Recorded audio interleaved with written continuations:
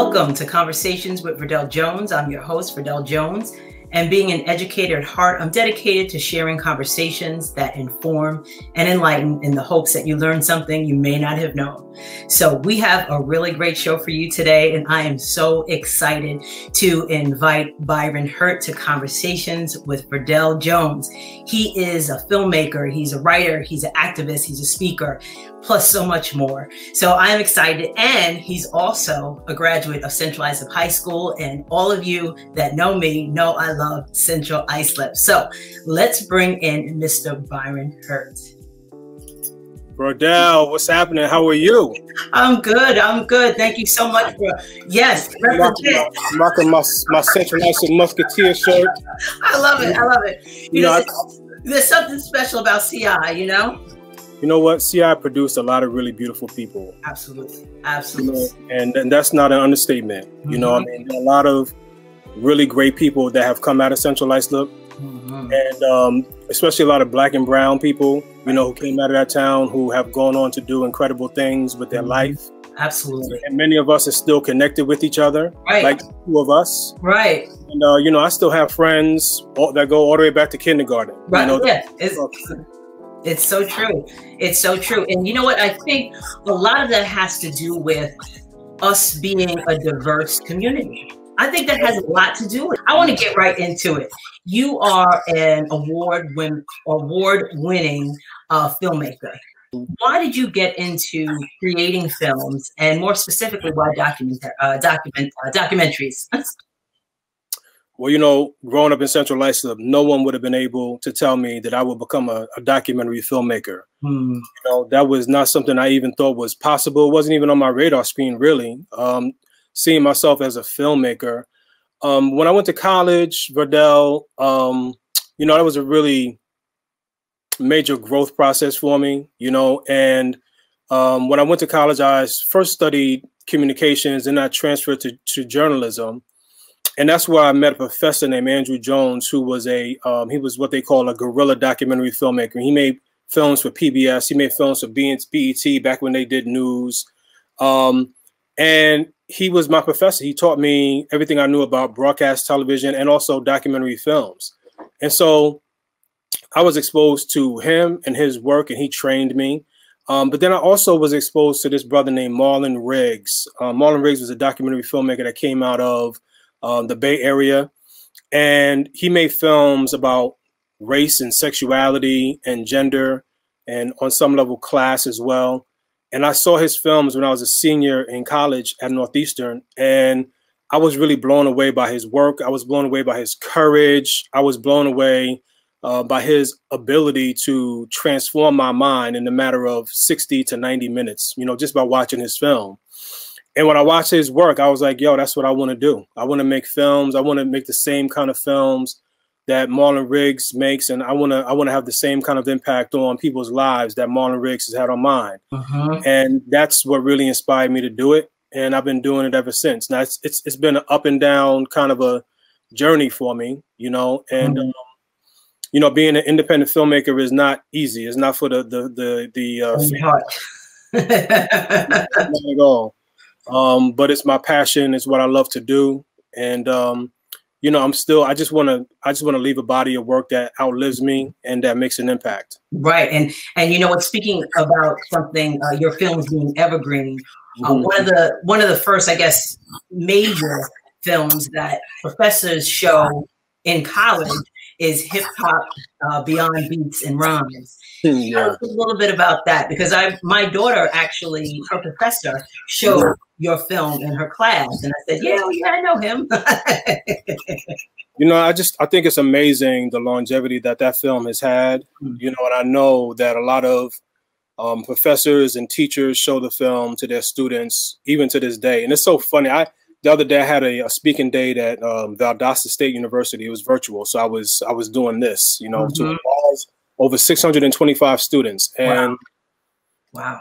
I showed some clips from Hip Hop Beyond Beats and Rhymes, and it's so old. You know what I'm saying? Like it's like I got long dreadlocks. You know what I'm saying? I don't have any gray hair at all whatsoever. You know, but people still enjoy watching it, and people still get something out of it. Yes. I feel a little self-conscious about it now, but you know, it was a film that filled a void. There was no other film that really touched on the issues in the way that film did, and so that's why it's been so evergreen, and it's had the kind of longevity that it's been experiencing, and I'm grateful for it. I mean, I can tell you, just going back to before I even made that film and what I wanted to accomplish, I wanted to make a film that was going to be like a seminal film, or that was going to have like a massive impact, you know, on the lives of the people who watched it. Absolutely.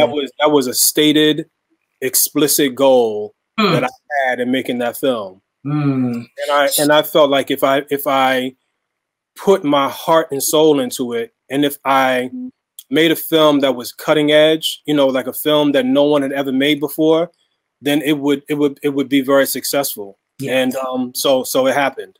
Right. And that, I mean, and you really did accomplish it. It's like it's a staple. It's one of those, when you want to teach about, you know, misogyny and homophobia within that culture, within the hip hop culture, it really is one of the films that, you know, that individuals go to. Like hip hop, the interesting thing about it has taken on such a, like it started back in, you know, back in the day, and it's so relevant, and it's like it's part of American culture. So this is a piece that's great, you know, it really is. Great work, awesome work, awesome work.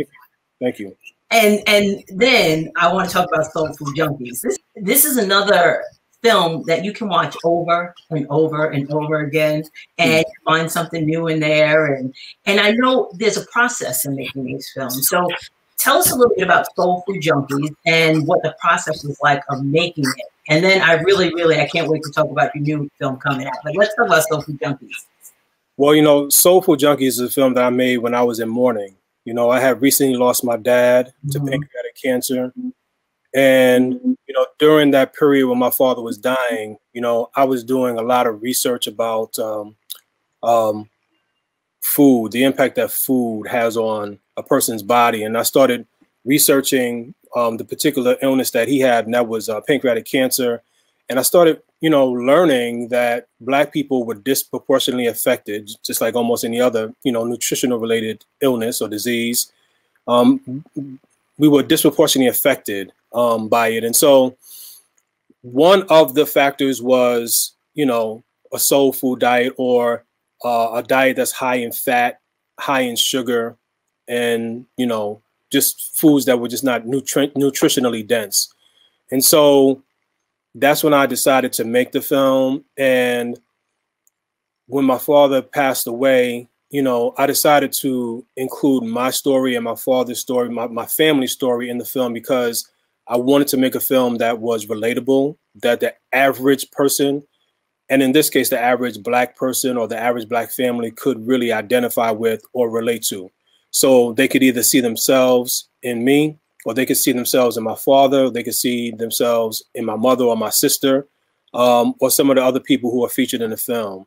So that was really my approach. And before I began shooting the film, so before any film, I basically lay out, okay, well, who do I want to talk to? And so, you know, I spent a lot of time, you know, doing research and figuring out who are the best people to talk to on this subject. I don't really make films that feature a lot of celebrities, you know what I mean? You know, to have a celebrity in the film talking about something.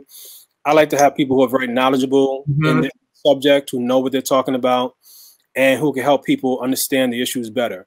Right. So I just go through a process of figuring out who those people are, and I just reach out to them, I contact them. And then the other thing that's been a key to most of my films is that I like to bring the audience to a place, right, and meet people. You know, so every scene I'm bringing the audience somewhere, and then they meet people, and then something happens, right? To me, that's what makes for a very interesting film. And so in Soul Food Junkies, you know, there's that scene where I go down to Jackson State, Mississippi, Jackson State University, right? And I'm at the tailgate party at the football game, and I just walk up on these brothers who had this huge cauldron, you know. All kinds of stuff inside of it, stuff that I don't eat anymore, you know. And all kinds of pig feed and all kinds of, and so, you know, that became one of the most memorable scenes in the film, and that happened organically. You know, there were no actors. I didn't pay anybody to say anything. And you know, those are just kind of the kind of films that I like to make. Right. You know, I like to make films that are educational but also entertaining and that make people think. Yeah, absolutely. Now since that film came out, Soul Food Junkies, how do you think we've improved on our health and eating habits since then, as a Black community? Well, I think a lot has changed. I see a lot more Black vegans, a lot of people who are paying attention to, you know, what they're putting into their bodies. A lot of people paying more attention to their physical fitness. Part of that could be because, you know, a lot of us are getting older and have to, for various reasons, have to pay more attention to what we're eating. Absolutely. I can't eat everything I used to. That's true. Nor can I. But I think society is learning. I mean, when I first started working on Soul Food Junkies, there were only a handful of films that dealt with food issues, and there were hardly any that dealt with like food and the impact that it has on Black people. Right. Yeah. So there were films that may have talked about like food insecurity or food deserts, but they only featured like 1 or 2 Black people, and then they just kept on moving and talking about, you know, just food in the larger society, white people. So I made a very conscientious and intentional choice to focus on Black people. I went to go see this film called Food Inc. I don't know if you ever heard of Food Inc. Have you ever heard of it? No. That was one of the first really big theatrical food film. Okay. And it played all over the country. And I was in the early stages of making Soul Food Junkies. And I went to go see it like 2 or 3 times in Manhattan. Or Brooklyn. It was like Brooklyn and Manhattan. I would turn around and look who was in the audience. There'd be no Black people. Only Black person. And it was a really good, important film. Right. You know? And so I just said to myself, you know, I'm gonna make a film that really speaks to Black people. It does. It really does. And I did that, you know, and it's amazing, you know, to show that film in a room full of Black people, Verdel. They laugh, you know, sometimes they get a little teary-eyed because of my father's story. But it really resonates. It really does. A big difference when I show Soul Food Junkies in front of a white audience. Okay. There's some points that just go over their head. Right, exactly. They don't get like the cultural references, you know, and the things that are funny to Black people. Yeah. You know what I'm saying? So that's why it's important, you know, for Black storytellers to tell stories about Black people. Absolutely. You know, and to honor the audiences, you know, that they're telling a story. So you have a new film that you've been working on, and we're going to take a quick break. And when we come back, we're going to talk about Hazing. Thank you so much for watching Conversations with Verdel Jones. If you would like to see more of Conversations with Verdel Jones, make sure you subscribe to our YouTube channel and hit that notification bell so you will never miss an episode. Thanks for watching. Welcome back to Conversations with Verdel Jones. I have Byron Hurt with me, and we are talking about some of his past films. But I wanted to talk to him a little bit about his new film coming out called Hazing. So, Byron, thank you so much for being a guest on Conversations with Verdel Jones. And, you know, let's get right into it. Well, first of all, as I mentioned before, you came to the show about 4 years ago, and you were talking about hazing. And I think you had already started the process of, you know, doing your research and working on the film. So fast forward, you know, 4 years later, and I know I've seen you on social media, it seems there was a lot of steps to getting this film to where you want it to be ready to be released. So again, it's always a process. So tell us what Hazing is about, and you know, and why you decided to create this piece. Well, this, I think, is probably the most challenging film that I've ever made. And you know, I've made a few films that have been really challenging for me. This one has been challenging for a number of different reasons. One, the subject matter is very close and very personal to me. Okay. I'm a member of a fraternity, Omega Psi Phi Fraternity Incorporated. I pledged that fraternity in 1990, and I'm still an active member. In other words, I'm still financially active. I still participate in you know, chapter meetings. I'm still very active with the fraternity. And so I'm dealing with an issue that is an issue that typically fraternity members, especially in Black Greek letter organizations, don't really talk about publicly. And so it's been really challenging figuring out how to tell the story without, you know, overstepping certain boundaries in terms of rituals, but at the same time addressing the issue head on and being honest about, you know, an issue that really affects a lot of different people. And so, yeah, this film has been a really big challenge for me.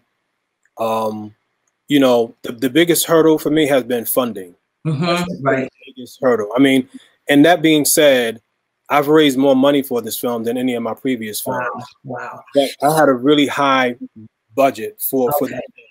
And so getting to that mark has been one big challenge. And then also, like, really telling multiple stories, you know, but this film features multiple people who have been affected by hazing. And so being able to tell those stories in a way that all kind of come together in one overarching story about a big issue is a very challenging thing to do. But we're very, very close to being done. I think it's really strong. And, you know, I can't wait for people to see it. Absolutely. So you said one of the things that you struggled with, in addition to being part of a fraternity and trying to tell the story in a way that doesn't dishonor the whole organization, you know, I could see that could be very difficult, but also the funding. What part of the, like, to make a film, it's expensive. What are what is the funding for? Is it for distribution? You know, it's for posts, it's for the film, you know, shooting itself. Like, what is that funding for, and why was it so difficult to, and why did you have such a big budget and be able to, you know, get the funding and secure it for the film? Let me tell you why I have such a big budget. Okay. Let me tell you why I set my budget at the level that I set it. I watched a documentary film by a white male filmmaker who I will not name. And it was awful, okay? And I went to IMDb and I looked to see how much his budget was for the film. Okay. And the budget was $1.5 million. And I was like, really? Right? And I was like, what kind of film could I make with $1.5 million? Right? Like, what if I was gifted? What if I was granted, you know, $1.5 million, you know, to tell the story that I want to tell? And so, you know, I set my budget for around that number, you know, and I've gotten pretty close to it, but I still have a little way to go. Okay. And so, to answer your question about where the money goes, a lot of the money goes to pay for your crew, your production crew, your cinematographers, and everybody else. You know, your associate producer, or your producer, your assistant camera person, sound person. You know, just the typical production cost. That costs money, but then a lot of money goes toward editing. Right, so you have an editor who's working for at least 24 weeks or so, somewhere around that time frame, or longer, depending on how the length of the film. And, you know, it costs money to pay an editor. And then you have to pay for licensing. You have to license music if you're using music in the film. You have to license archival material, you know, and that's very costly. You have to pay for graphic design. Graphic design can be expensive. An original music composition is very expensive. So, you know, it all adds up, you know, and, you know, people often ask me, well, how much does a film cost? And I'll just, you know, repeat something that my mentor told me. It's like, it depends on what kind of film you want to make. It depends on what kind of film you want. You know, if you want, it's like, and he made the comparison of like buying a car. You know, it's like how much you pay for a car depends on what kind of car you want. Right? If you want a Mercedes, then it's going to cost you X amount of money. If you want a, you know, Chevy, it's going to cost you that amount of money. You know what I'm saying? So it really depends on what you want your film to look and feel like at the end of the day. We're going to take a look at the trailer because I want people to see what hazing is all about.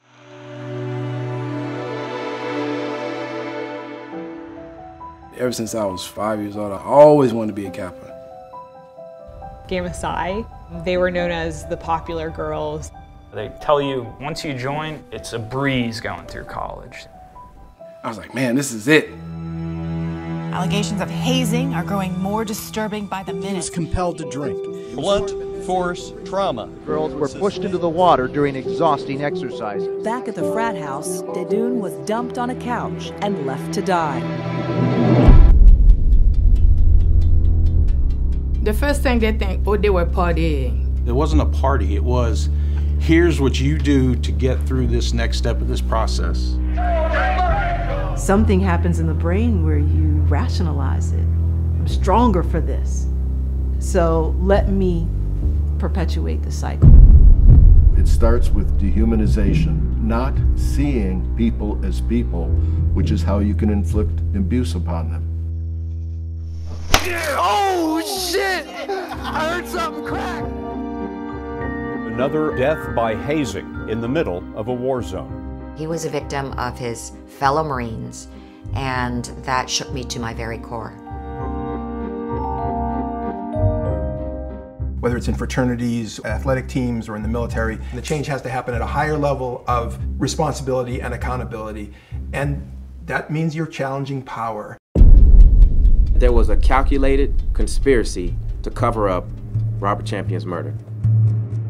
The code of silence around hazing, I would compare to the code of silence among police officers. You're loyal to the organization, first and foremost. You have alumni wanting those kinds of traditions to continue. Some of those alumni are also some of your biggest donors. We call it a disease because it infects your mindset. So if you have an infectious disease and you don't do anything to it, what does it become? An epidemic. It's too many, and there are still injuries that we'll never know. The biggest outlet I had, man, I tried to commit suicide. And when that bullet jammed in the gun, that's when I finally realized, okay, maybe I'm here for a reason.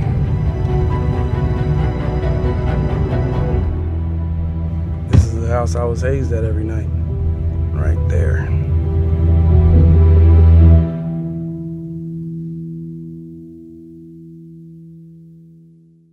I can tell that people are really in store for an awesome, awesome film. And how long did it take you to actually get this film together? It's almost 7 years. Wow. 7 years. Wow. Yeah, and I never thought it would take me that long. I was trying to get done in 2 years. But again, you know, we've had to go on some pretty long hiatuses. Mm-hmm. The funding for this film has been difficult to get all of the money that I need to get it done. And I would say that's probably been one of the major challenges. You know, we've gotten a lot of money, but we've gotten it in small chunks. So you have to kind of work and then go on hiatus and then get more money, fundraise, get more money. One thing that happened is I got a production grant from an organization called the IDA, International Documentary Association. And they gave me a grant. I was one of the first recipients of this new fund called the Enterprise Fund, and you know it was a decent grant. But the problem is that I could only use it for production. I couldn't use it to edit. I couldn't use any of it to edit. And so while we were shooting, we were raising money so that we can have money to edit. But we were having a hard time raising the money so that we can edit the material that we shot. So. You know, that just elongated our process. And so it's been that kind of a situation all throughout, you know, and so it's been a learning process, Verdel, you know, and it's also been a very humbling process, you know, because I've made a couple of, you know, what could be considered to be successful documentary films. But at the end of the day, you know, the challenges for me are the same kind of challenges for any other, you know, filmmaker, independent filmmaker, and trying to get the money to get your film done. So, I mean, my experience, honestly, is pretty typical to what the average independent filmmaker kind of deals with and struggles with. Right. Like, you know, even some of my favorite filmmakers, their films took 10 years to make. Like my mentor Stanley Nelson, his film Black Panthers took 10 years to make. I don't know if you saw the film "I Am Not Your Negro" by Raoul Peck. Yes. That film took, you know, him 10 years to make. You know, and Jackie Olive, who's a woman filmmaker and a friend of mine, you know, her film took 10 years to make. And so, you know, I ain't trying to I'm trying to get done before 10 years. I'm not trying to hit that 10-year mark. I mean, I'm trying to get my film done as soon as possible. Hopefully by you know, the middle of 2021, hopefully. Okay. All right. That all depends on if I'm able to successfully raise the money. Exactly. So are you in post, strictly in post right now? Okay. We're in post-production, and, you know, we have a rough cut, and it's a pretty strong rough cut. I've been getting a lot of really positive feedback about the rough cut, but it's still a rough cut. I mean, it's like a rough draft of a paper that you wrote, or, you know, a dissertation. It still needs to be smoothed out, and you still have to put all of the bells and whistles on it. But the story is pretty much there, and you know, we're just working on getting it finished. Let me ask you, when you say you have the rough cut and you're getting feedback, how do you take in that feedback? How do you, because this is your baby. Yeah. So how do you kind of, you know, listen to what individuals might say and then put your own, you know what you want to keep or have it to look like? Well, that's a good question. I am a big proponent on getting feedback from various people that I really respect and trust. For me, feedback is everything before the film is released, because I want my film to go through like a real vetting process. I want people to let me know where my blind spots are with the film, issues that I may not be covering, or if there's just things that I just didn't even think about, you know what I mean, that are very clear to them. So I value the truth about what people are seeing. Right. I don't like showing my films during the rough cut stage and having a lot of people say, "Oh, this is great. Oh, I loved it," or, you know, like, that's not really doing me any good. Right. You want the truth. I want people to tell me what's wrong with the film, you know, so I can make it better. Because at the end of the day, Verdel, one day this film is going to be up on a big screen somewhere, hopefully at a big film festival, or somewhere like Lincoln Center where I had my last premiere, you know, or something like that. And there are going to be people there watching it, and they're not going to be so kind. That's right. They're not going to be so forgiving. That's true. You know what I mean? And so, you know, I feel like it's important to put the film through tests. Yeah, you know what I'm saying? I like it to be battle tested. Right. What actually gets done. I love that you said that, because there's nothing worse than a movie, you're watching a movie and you're sitting there and you see all these holes and the plots, it's just not put together well, and it kind of makes you mad. I try not to make, you know, my audiences mad, you know, and I try not to, you know, hold my audiences hostage either. You know, I don't sitting there like, oh my gosh, when is this movie going to be over? Like, I want them to feel like they're getting more than they bargained for, or what they expected. I want them to feel like they don't want it to end, not like, when is this over, you know? Yes. But you asked another question I think is important too, is how do I take it in? How do I take in the feedback? Right. And, you know, I just try to listen. I try not to be defensive. I try not to, you know, prove anything or explain away, you know, what they're seeing, you know what I mean? Because I just try to honor what they're seeing. Right, you know? right.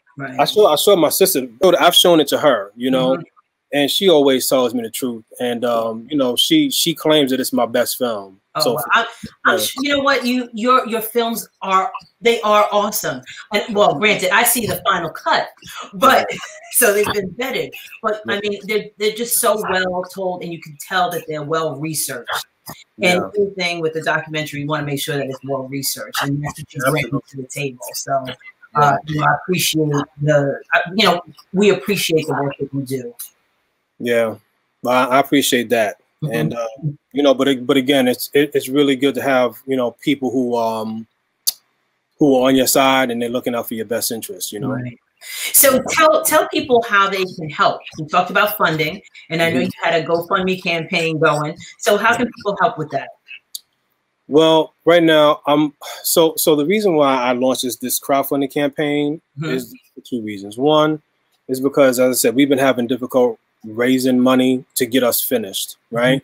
And, you know, we're still going through traditional funding sources and that sort of thing. But, you know, I just decided to take matters into my own hands and use the platforms that are available to help people be a little bit more self-determined in raising a film. I don't want to sit back and wait for somebody to validate my vision or validate my film, you know, to give me money.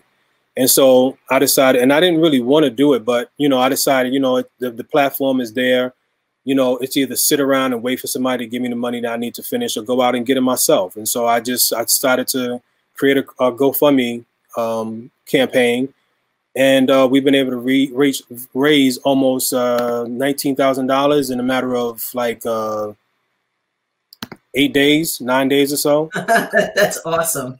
Yeah. That is awesome. Yeah. So if people go to my website and if they go to byhurt.com, they can click on donate, and that's how they can get to my crowdfunding campaign if they would like to make a donation. And you also have a podcast that you are launching. So tell us a little bit about the podcast and where people can actually listen or tune into it. So we were going to launch it's basically just, I guess it's a podcast or, you know, like a web series. Mm-hmm. You know, it's inspired by people like you and other people who are using, you know, the internet to just create their own medium, you know. And so I decided to go ahead and do it. It's something I've been wanting to do for a while, you know, but it's so funny. Like, you have your own fears. Like, are people going to actually tune in? Are they going to watch? You know, are they going to support it? But I love documentary films. I'm a doc geek, you know. Like, I would just sit and watch documentaries all day if I had the time. And I'm a big fan, you know, like I'm a fan of people who make documentary films, you know. And so I just decided to create my own platform called Doc Geek Live. Oh, you know, nice. We're going to start out by just doing a retrospective of my own films and just show clips, you know. So I'll be talking to, you know, beyond myself, I'll be talking to other filmmakers whose work I love and respect, and people who I admire as filmmakers. And we're just going to talk about documentaries. We're going to talk about their own process, kind of like what you're doing with me right now. Mm-hmm. I'll show some clips, you know, and just talk about, you know, the process of making a documentary, because there's so much to learn, you know, about that process, and everybody's process is different. Mm-hmm. You know what I mean? Like, you asked me about my process, but I like learning about other people's process, because, you know, people have different ways of approaching telling a story. So you said you're a doc geek, right? Mm-hmm. So what other films, before I let you go, I have to ask this question because I was thinking about this when you were talking about documentaries and you like to watch movies. What movies, or what is one of your top movies or other genres besides documentaries that you enjoy? Oh, besides documentaries? Yes. Outside of the documentary genre? Yes. Oh, okay. Oh, wow. I gotta think about that. You have to watch other movies. You know, one of my favorite movies, and I haven't seen it in a long while. But it's Love and Basketball. Oh, I watch that whenever it's on. I love that movie. You know what I'm saying? Of course, like, you know, Malcolm X is a great movie. You know, Black Panther, like, you know, like a recent film would be like, you know, Black Panther, you know, was a great film that I loved. Yeah, you kind of stumped me on that one, but I can't think of any feature films other than the ones that I mentioned. But I'm sure if I had a little bit more time, I could figure it out. Right, absolutely. But they're about the stories, right? I mean, it's all about the story. The characters. Yeah, the characters. You know, absolutely. I was, you know, so funny. I thought you were gonna ask me my favorite documentary. That's what I was preparing for in my mind. And then you threw me off. You threw me off with that. That was a good one. Byron, I want to thank you so much for being a guest on Conversations with Verdel Jones. It's always a pleasure to catch up. You know, we haven't talked in a little bit, and I reached out and you reached right back. So I'm so happy that you are a guest on the show. Thank you so much. It's all love. Every time I see you, it's all love. And, you know, I wore my Central License shirt just to pay homage to our town. I was going to wear my Hall of Fame, you know, jacket that I was... But, you know, by you know, the sports department, I was like, nah, that might be too much. then I was gonna bring out my old, you know, championship jacket, you know, from 1987, Then I was like, nah, that's too much. That's too much. That's too much. Just wear the t-shirt. Oh, that's great. That's great. It's been a pleasure. It really has been a pleasure. It's been a pleasure with you too. Thank you very much. So much. Thank you, everyone, for watching Conversations with Verdel Jones. We will see you next time.